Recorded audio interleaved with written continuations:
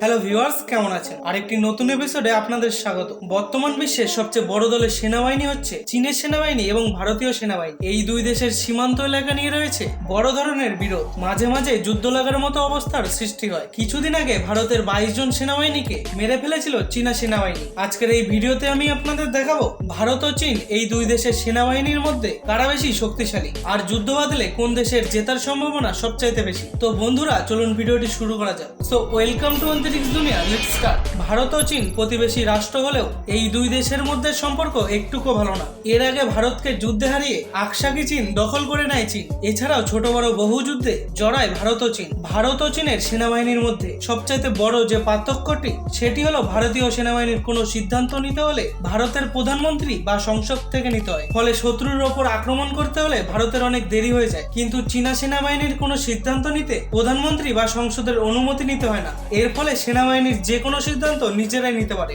এটি যুদ্ধক্ষেত্রে অনেক বড় একটি বিষয়, কারণ যুদ্ধক্ষেত্রে যে আগে আক্রমণ করবে সে যুদ্ধে এগিয়ে থাকবে। এই দিক থেকে চীন ভারতের থেকে অনেক গুণ আগেই রয়েছে। আসুন এবার এক নজরে দেখে নেওয়া যাক ভারত ও চীনের সামরিক শক্তি। আপনি হয়তো জানেন ভারত ও চীন উভয়ই পারমাণবিক শক্তি দেশ, তাই যুদ্ধ হলে যে পুরো পৃথিবী হুমকির মুখে পড়বে এটাই স্বাভাবিক। আমরা কখনোই চাইবো না আমাদের দেশ ভারত এবং চীনের মধ্যে যুদ্ধ হোক। ভারতের মোট অ্যাক্টিভ সৈন্যদল রয়েছে 14,44,000, আর অন্যদিকে চীনের মোট অ্যাক্টিভ সৈন্যদল রয়েছে 21,53,000। সৈন্যদলের দিক থেকে চীন এগিয়ে রয়েছে। আসুন এবার দেখে নেওয়া যাক এই দুই দেশের মধ্যে কাদের কয়টি যুদ্ধ ট্যাঙ্ক রয়েছে। ভারতে মোট ট্যাঙ্ক রয়েছে 4,420টি, অন্যদিকে চীনের কাছে রয়েছে 14,288টি। আবার সামরিক বাজেট দেখলে ভারতের থেকেও কয়েক গুণ বেশি অর্থ ব্যয় করে থাকে চীন, তাই এই দিক থেকে দেখলে চীন একদম অনেক এগিয়ে রয়েছে। আসুন এবার দেখে নেওয়া যাক কে বেশি শক্তিশালী, চীন নাকি ভারত। যদি টোটাল যুদ্ধ বিমানের কথা বলা হয়, ভারতের টোটাল অ্যাক্টিভ যুদ্ধ বিমান রয়েছে 694টি,